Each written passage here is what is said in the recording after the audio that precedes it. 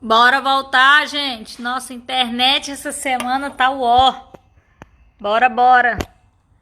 Esperar o professor Eduardo entrar novamente, que a gente tava num assunto tão interessante. Farias entrou, Sandra tá aqui de novo, professor Eduardo, Nádia Semijoias, Adélia, Rosânia, Rosângela. Mas que esse nome tá estranho aqui, Rosânia. Léo Mel Crispim entrou. Todo mundo entrou de novo. Professor Eduardo, me manda aí. Me manda aí de novo o convite. Pá, pá, pá. A Tâmara tá aqui, professor Eduardo. Ops. Cadê, gente? Uai. Professor Eduardo. Pam. Oi, professor. Tá me vendo aí? Tô tentando te achar aqui, não tô te vendo na live. Acho que o professor Eduardo também tá com algum problema, gente. A internet tá péssima, péssima, péssima, péssima. Muita gente fazendo live ao mesmo tempo. Internet inchada, pesada. Mas a gente estava num assunto muito bom. Acabou quando eu estava lendo alguns comentários. Enfim, de requalificação e ocupação desses espaços, né? Ah, o professor tá me vendo. Agora eu acho que eu consigo te chamar, professor. Pera aí. Aqui. Você tá treinando muito. Melhorou?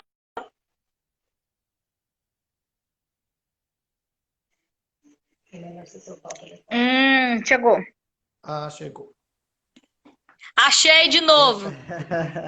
Acontece, eu acho tranquilo. Deixa eu te falar. Aí termina de comentar aí, o senhor estava falando dos equipamentos aí da sua região, né? Dessa dificuldade que os meninos te procuram e etc. Isso. Em conversa, né, com eles e tudo mais, nesses anos todos, eu tenho percebido que alguns anseios.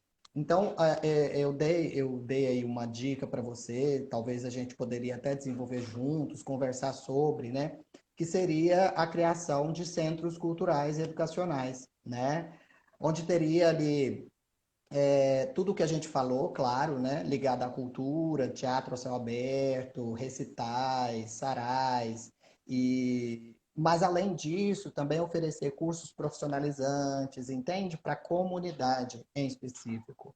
Não, eu queria que fosse uma coisa mais que atendesse regionalmente, você entende? Bairros, dois, três bairros somente, para não expandir tanto. E depois a gente difundir essa ideia para as outras regiões, para os outros bairros, para atender. Né? E descentralizar essa ideia cultural, né? E levar a cultura de fato para a população que precisa. Tem pessoas, por exemplo, que não sabem o que é teatro, nunca foi num teatro, né? Tem pessoas que não conhecem batalha de rap, tem gente que fala mal porque não é informado sobre, você entende? E é exatamente por isso que a coisa fica marginalizada, né? Ela é jogada para escanteio. O Edu Lives, ele tá aí com a gente, ele até comentou, né, que a tendência realmente é levar cada vez mais a população mais carente, menos abastada, né, para as regiões periféricas, justamente por conta disso, né? Parece que é até algo meio que proposital. Eu falo parece, mas eu tenho quase que certeza mesmo. E aí o ideal seria descentralizar, né? Levar informação, educação, cultura para essas pessoas, né? Quando eu falo de informação, eu estou falando de instrução mesmo, de informar as pessoas das coisas que existem e da possibilidade, né, de vida, né? Outros modos de vida, outros modos de respeitar, outros modos de ver, né? Não é porque eu não gosto de rap que o rap ele não presta, você entende?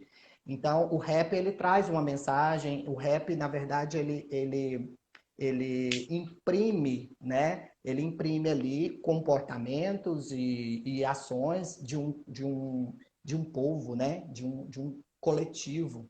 E essas manifestações coletivas, elas trazem muito, elas têm muito a oferecer. Eu acho que isso é muito importante para a sociedade, né? É trazer a ideia para a discussão, né? Dar possibilidade de discutir sobre. Bacana, vou ler aqui alguns comentários. Ó, a Nádia está falando o seguinte: a Secretaria de Cultura e Lazer deveria levar às regiões da cidade grupos de professores de educação física, arte e teatro e fazer aos finais de semana, levando a rua do lazer. O Edu fala da falta de acesso à internet na periferia, que contribui com esse distanciamento social. É, Enfim, agradecer a Ana Paula que está aqui, o Tiago que entrou, Dr. Éder, Cláudio Mendes, a Michele, a Elaine que é arquiteta, enfim, a Tâmara, Diário de Maurício, Farias, uma galera nos acompanhando aqui. E, professor, eu tive, enfim, a gente está até discutindo o plano diretor aqui em Goiânia, e aí surgiu até uma pergunta, né? Sobre nós tínhamos uma agenda cultural em Goiânia de grandes eventos muito forte. E nós temos perdido isso. Mas da mesma maneira que a gente tinha uma agenda cultural, vamos dizer assim, mais pop, nós também tivemos grandes eventos da cena mais é, tipo, nossa, agora me fugiu a palavra, mas a gente tinha Goiânia é nós tínhamos o Vaca Amarela, que eram festivais, que não eram esses grandes festivais de música, na verdade, eram grandes festivais de música alternativa, do rock alternativo, e que eram referências, né? E aí a gente tem perdido esse tipo de eventos também. Acredito que muito por falta desse realmente de pensar a cultura como um direito do cidadão. Acho que às vezes as pessoas entendem a cultura como algo menor ou algo que a gente possa ignorar. Mas não, eu entendo que a cultura é o acesso à cultura, entendo não, um direito fundamental, mas que as pessoas, principalmente do poder público, parece que dão menos importância para isso. E aí acarreta desde os grandes aos médios, e aí quando a gente vai falar na cultura, nos bairros, aí que a gente não tem nada mesmo, né? É verdade. A gente perde muito com isso, né? Eu acho que os bairros, eles... É exatamente ali que a coisa acontece, né? Eu imagino que os bairros, eles têm muito a oferecer, sabe? Tem muita gente talentosa nos bairros e, em contrapartida, tem muita gente querendo ver essas pessoas, né? Querendo trabalhar essas pessoas. Então, seria interessante a gente pensar assim, a gente pensar talvez micropolíticas, né? Coisas que a gente traria de modo talvez devagar, né? Com um pouco mais de lentidão, mas iria fazendo experimentações, sabe, culturais, para não onerar, talvez, eu não sei como que funciona exatamente essa questão, né, dessa liberação desses recursos, mas a gente ir disparando, né, disparando cultura, né, devagarzinho, até que a gente chegue num ponto maior, né, para se trabalhar realmente. Tem outras questões também, tem a questão do, do, da profissionalização, né? Que você pode trabalhar o adolescente, né? Ou até mesmo o adulto, né? Como um profissional da cultura, ou então um desenvolvedor de cultura, né? Então, tem muitas pessoas que gostam de trabalhar com isso, eu acho que seria muito bacana. E quando eu coloco a cultura como um tema importante para a sociedade, para os bairros, eu estou dizendo de tudo aquilo que às vezes falta para se evitar um problema futuro, né? Então, quando você envolve um adolescente, uma criança com cultura, com livro, com arte, né? Você está ali tirando ele de uma possibilidade de conhecer talvez algo que seria indevido, né? Que ele não deveria ter contato. Então, não é só a educação em si, não é só a escola em si que faz com que esse indivíduo ele fuja, né? Ele não tenha o contato com algo que seria indevido. A cultura também traz muito disso, né? Então é importante que a gente mantenha esse contato, que dê possibilidade, né? Que abra portas para que isso aconteça. Eu acho que seria muito interessante. Eu estive numa palestra em São Paulo, no semestre passado, e antes da pandemia, inclusive. Foi bem no início de março, ali, final de fevereiro, que eu fui para São Paulo. E é um pessoal que trabalha com educação midiática, né? Então, eu fiz esse curso para saber um pouco mais sobre esse tema. E esse tema trabalha muito com essa questão cultural também, né? Que seria a interpretação das coisas, né? Então, quando se fala de mídia, eu não estou falando de mídia somente essa mídia das redes sociais ou da internet, não. Eu estou falando também da leitura de uma obra, da leitura de uma charge, eu estou falando da leitura de um jornal impresso, eu estou falando da interpretação que se tem que ter, né, a crítica que se tem que ter em relação ao jornal veiculado pela TV. Então, assim, tem muitas formas de ver a cultura, né? Isso também é uma manifestação cultural, né? A forma de ver as coisas, a forma de ler as coisas, a forma de conversar com um candidato, a forma de interpretar um candidato, né? Nós estamos agora bem próximo, né, de eleições, então seria interessante também a gente entender, colocar essas crianças, esses adolescentes para saber quem é quem, por que é, o que tem por trás, qual é a proposta, entende? Olhar na rede social, por exemplo, na sua rede social, a formação, olhar quais são seus trabalhos, o que você desenvolve, tudo isso é muito importante. Eu percebi que você é muito preocupada com isso, porque aquela vez que a gente encontrou, que se encontrou e conversamos, né? Você perguntou, e aí, você deu uma olhada, você já sabe mais ou menos o que eu faço, o que eu já desenvolvi e tudo. Então, assim, eu dei sim uma vasculhada, né? Conversei com O João. o João Flávio, né? Conversei com o João Flávio também, ele me falou um pouco de você. E aí, depois que eu conversei com você, você falou: olha, você encontra mais coisas sobre mim, sobre o meu trabalho, em tais lugares. Eu fui lá, dei uma olhada.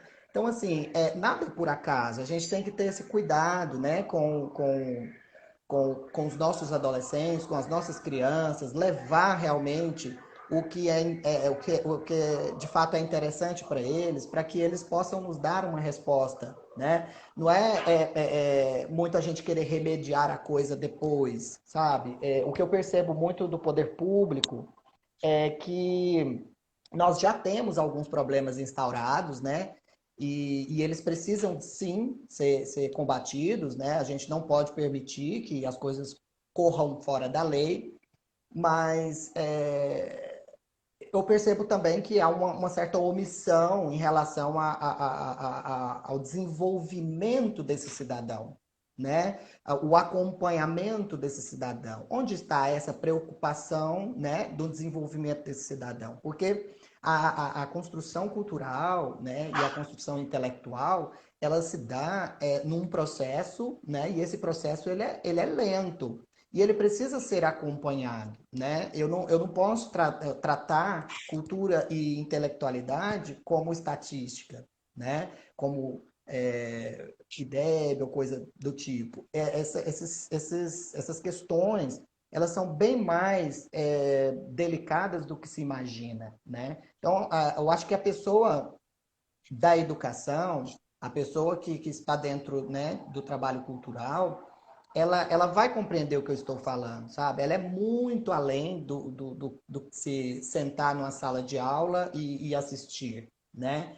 Ela é mais participação. Tanto é que hoje, na Base Nacional Comum Curricular, na BNCC, né, já foi se incluído o trabalho midiático, né, educação maker. Então, nós temos toda uma mudança, né, de currículo para que se possibilite esse trabalho, né? Esse trabalho, eu vou chamar de holístico, né? Mas seria bem por aí mesmo, sabe? Um trabalho mais macro, um trabalho mais universal. Você pegar um cidadão, uma criancinha, né? E trabalhar todas as habilidades possíveis ali nele, né?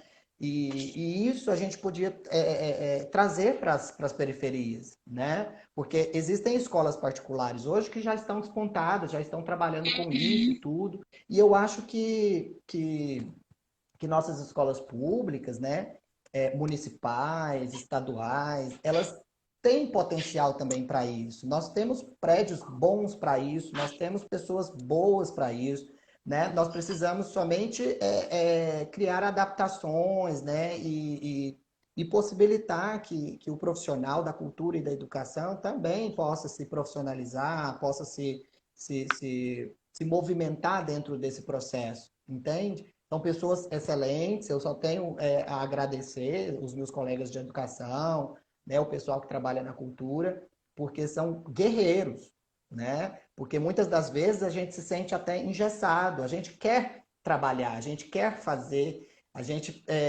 tenta, né, driblar um pouco essa educação rígida, né? E que de vez em quando vem até de modo vertical para a gente precisa trabalhar, né, bem engessado, mas a gente ainda busca trabalhar coisas diferenciadas, trazer inovações, né? Então, assim, a gente precisa entender que a gente está aqui numa educação século XXI, né? Trabalhar com robótica, trabalhar com cultura, lazer e colocar realmente essa máquina para funcionar, entende? E a gente vai ver esse resultado, com certeza, né? Eu não diria a longo prazo, a gente veria esse resultado a médio e curto prazo, né? Porque a resposta ela vem, né? Você pode pegar aí pesquisas que tem, né? Pesquisas em países europeus, nos Estados Unidos também. Se você pesquisar, você vai perceber que as escolas que, aliás, desculpe, os governos que investiram em educação, né, eles tiveram uma resposta tão boa, tão satisfatória, que o próprio governo ele se beneficia com isso, né? Então é muito importante a gente pensar essas micropolíticas, né, e trabalhar as pessoas de modo mais personalizado, eu diria, né? Porque cada região tem os seus anseios, cada região tem suas necessidades, né? A gente não precisa só de asfalto, né? O Uhum. asfalto, ele é importante, ele é muito importante, né? Mas eu preciso ocupar esse asfalto, eu preciso mostrar, né, o que poderia ser feito nesse asfalto, você entende? Eu posso, agora não, eu não a gente está conversando um tema aqui, é um tema que pode ser trabalhado a partir do ano que vem, a partir do outro ano, né? Porque nós É um estamos vivendo. cenário pós-pandemia, inclusive, né? Porque hoje Exato, é complicado, assim. claro. E a outra preocupação é a classe da cultura, os artistas que estão com, enfim, um problema sério. A gente tem algumas leis aí que foram feitas para dar um incentivo, mas tá bem complicado, né? Já é uma classe Uhum, tão marginalizada. E depois uhum. agora dessa pandemia, então, Exato, né? E então é isso, né? Tem, por exemplo, a questão da evasão escolar, né? Por que que será? Porque dentro da educação nós discutimos muito sobre isso, né? Os motivos dessa evasão, né? E a gente quer saber, quer tentar evitar e tudo, mas mesmo que a gente descubra, né, esse resultado, né? Mesmo que a gente descubra o porquê disso tudo, a gente precisa colocar em prática essas políticas, né? Políticas públicas que deem possibilidade da pessoa realmente se manter dentro da escola, da pessoa se manter dentro de um esporte, né? Da pessoa se manter dentro do grupo em que ela se sente pertencente, sem ser marginalizada, sabe? isso. Então, assim, é interessante que as pessoas consigam ter acesso, né, a estas informações. Por exemplo, as questões da minoria, quando a gente fala de questões minoria, A gente está falando de vários grupos, né, de minoria, que a gente fala que se juntar tudo dá maioria, né? Mas, enfim, quando se fala de LGBTQIA+, a gente está falando de um grupo muito forte, né? Mas é um grupo que às vezes eu olho, por exemplo, é, são jovens, né, adultos. E o adolescente? Ele vai ter que esperar até a fase adulta para ele poder se afirmar, para ele poder se, né? Como que é trabalhado isso no adolescente, né? Porque na adolescência a criança ela passa da criancice, né, para a adolescência. Esse processo ele se dá como? Como que é trabalhado isso, né? Eu já percebi uma certa invisibilidade, sabe, da adolescência. E a gente precisa trabalhar isso para se evitar muitas coisas.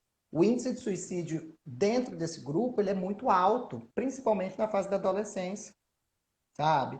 Então, assim, mas isso não tem nada a ver com a cultura. Isso tem tudo a ver com cultura, porque criou-se, né, uma ideia cultural de que é uma opção, né? E não é uma opção. Isso nunca foi opção, certo? Se as pessoas buscarem a se informar, buscarem a pesquisar mesmo, né, mais um pouco a fundo, vão perceber que não tem nada a ver com opção. E esse assunto, ele tem que deixar de ser tabu. A gente precisa trazer ele para a periferia, a gente precisa trazer ele para ser discutido com as pessoas das comunidades, sabe? Porque as pessoas da comunidade é, que geralmente propaga, né? Propaga falácias ou achismos e tudo. Então, mas isso tudo se dá por conta de quê? Por conta de uma falta de informação, né? Eu não estou aqui criticando A e nem B, né? Eu só estou dizendo que isso pode ser trabalhado de modo bem mais tranquilo, né? E trazido de uma forma mais soft, né? De uma forma mais amena, para as pessoas se informarem. Né? E tem vários outros assuntos relacionados a isso, né? Tem a questão da religiosidade, isso também é uma questão cultural, né? Eu acho que é extremamente importante a gente tratar esses assuntos, mas não é só não é só uma questão de manifestação de rua, não. Eu queria trazer várias informações para as periferias e e eventos também, claro, por que não, né? A gente teria aí um mix de informações, né? Trazer ali palestras também, por que não? Trazer pessoas ali da UFG, da Universidade Católica. Você é formada por lá, né? Na UFG. E então, assim, trazer essas pessoas também para por exemplo, por que não? Universidades na periferia, né? Olha que tema bacana, como seria bacana isso, né? Você trazer turmas, por exemplo, talvez recém-formadas ou em fase de formação, né? Para poder falar um pouco sobre sua defesa, né? Sua tese, para um grupo de pessoas, né? Por que não? Não, minha defesa é tal, tal, tal, né? Não, então acho que encaixaria ali, né? Teria que ter uma pessoa para poder ter um olhar para isso, sabe?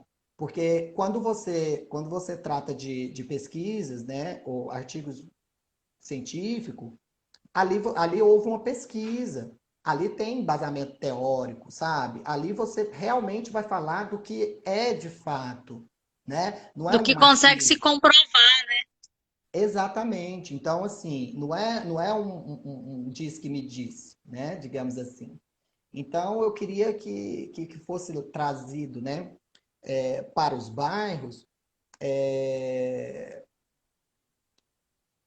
um pouco mais de informação, sabe? Um pouco mais de cuidado, de zelo com a educação, né? A gente precisa levar a sério realmente essa, esse tema, porque a educação é que realmente faz a diferença, né? Não é você pegar e tentar depois solucionar com políticas, né, que talvez não são, não são políticas, a meu ver, são políticas assim exterminadoras, né? Eu penso dessa forma.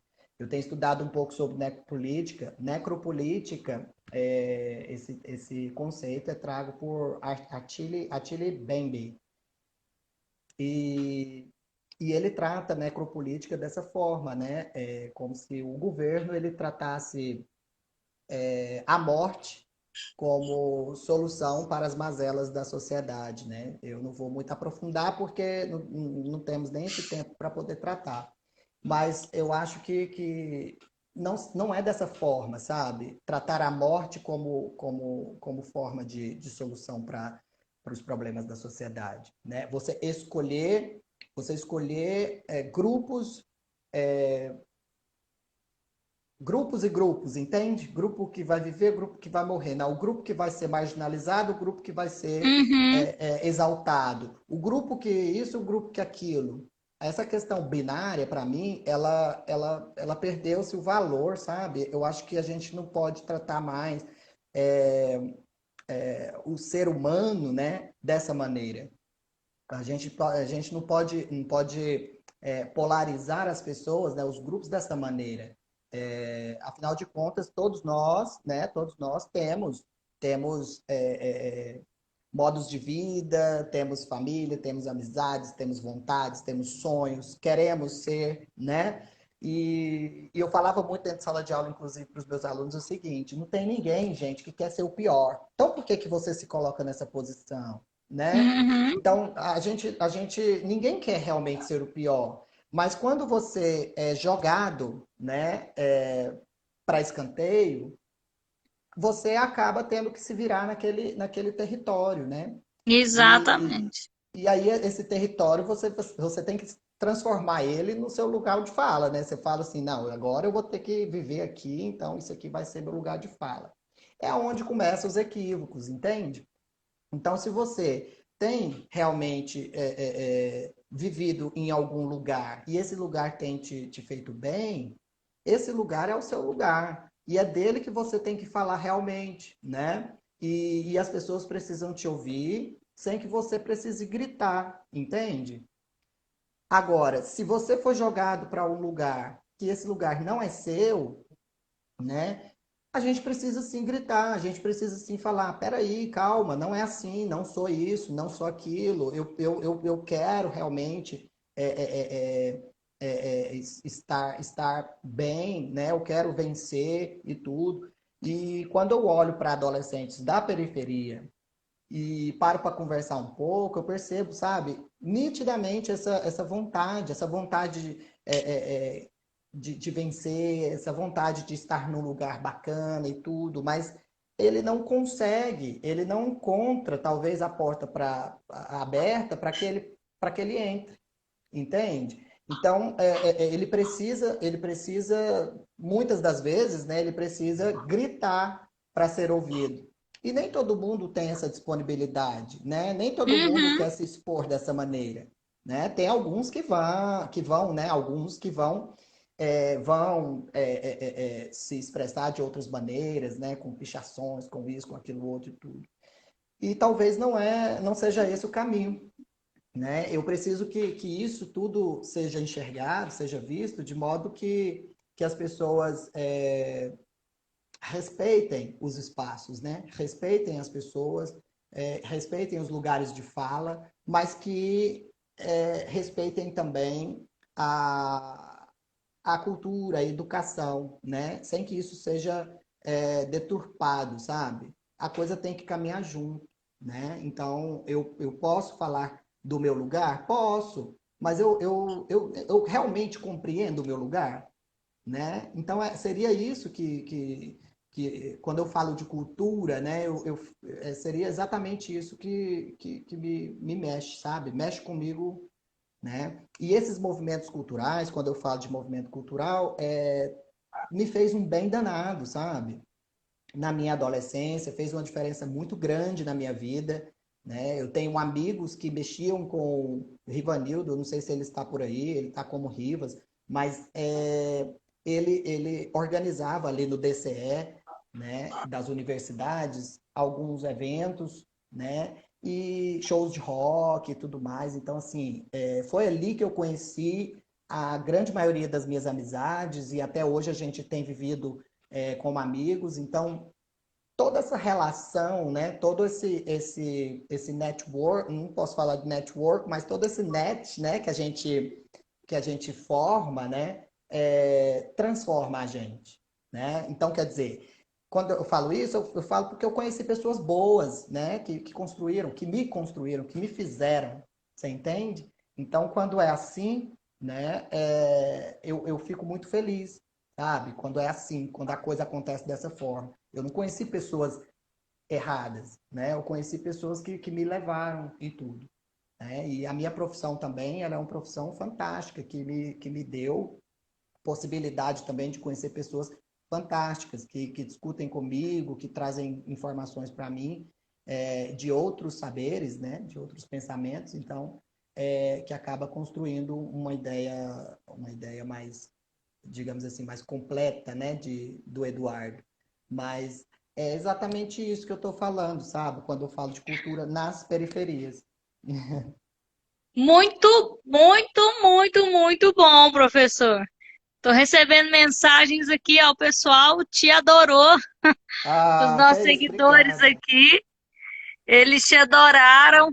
A Nádia comentou aqui bem mais cedo que tem, enfim, tem alguns lugares que nós ainda não temos uma praça, um espaço propriamente dito, né, de lazer, mas a gente tem as escolas que ficam fechadas aos fins de semana. Eu tenho recebido muita reclamação de escolas que são invadidas, né? E é justamente isso, enfim, você não criar esse vínculo da comunidade com aquilo ali, né? A comunidade entender que aquilo ali faz parte, que ela pode usar, até porque é dela mesmo, né? E a cultura é assim, nós poderíamos muito bem casar esses instrumentos e levar isso para essa moçada, para essa meninada. Há um tempo atrás eu estava discutindo com um colega meu, a gente estava falando sobre a questão dos menores infratores, né? E que muitas vezes esses meninos, o primeiro contato que eles têm com o Estado é através da repressão. Esse menino, ele, desde a época de bebê, a mãe dele não conseguiu uma vaga numa creche, a escola ficava longe, ele não conseguia pegar o ônibus para poder trabalhar, ele não consegue um acesso à saúde, se ele passa mal, ele não consegue ir para uma unidade de saúde. Então, assim, e aí esse menino, a primeira abordagem que o Estado faz com ele é justamente quando ele, na falta de opção, enfim, pratica algum tipo de delito, e aí o primeiro contato que ele tem com o Estado é realmente a forma repressiva.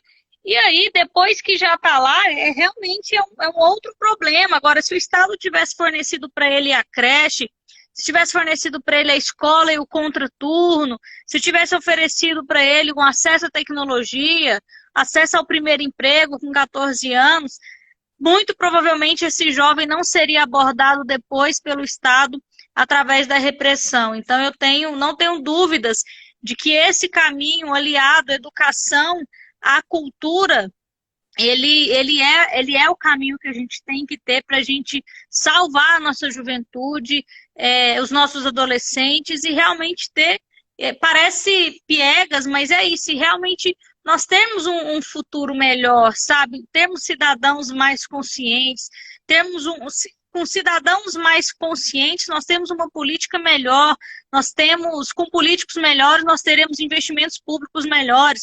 Então, tudo isso é uma roda virtuosa que a gente precisa começar a tocar ela para que ela efetivamente comece a rodar.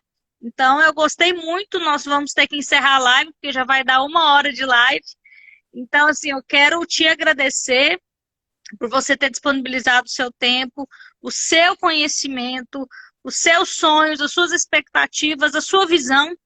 E é uma visão linda, então, assim, as pessoas adoraram, obrigada. E deixar sempre o nosso gabinete aberto, o nosso mandato aberto.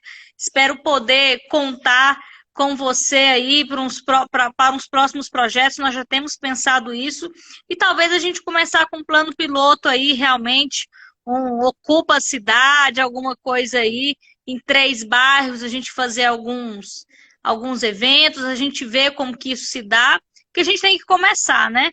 E aí a gente vai aperfeiçoando com o tempo. Então, obrigada pela sugestão, obrigada por ter compartilhado tanta coisa boa com a gente e tenha um bom fim de quinta-feira para você.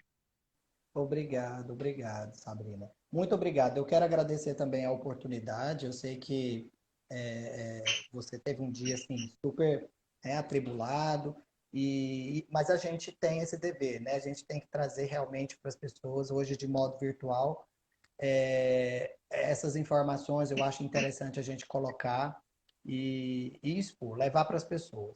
Tá? Muito obrigado, obrigado pelos elogios. Eu também gosto muito do seu trabalho, acho você uma excelente pessoa, né? Trabalhadora, lutadora e estamos juntos, né? Eu acho que vai dar tudo certo. A gente vai ampliando essas ideias, né? E levando para a população da melhor forma possível. Excelente, então, gente. Todo mundo que acompanha a gente, não vou nominar todo mundo, porque eu tô com medo da live cair. Um beijo a todos, obrigada a todo mundo que acompanha a gente. Sábado tem Tô no Bairro, fiquem ligados nas nossas redes. Um abraço, professor, obrigada mais uma vez. Até mais, galera. Até mais, tchau.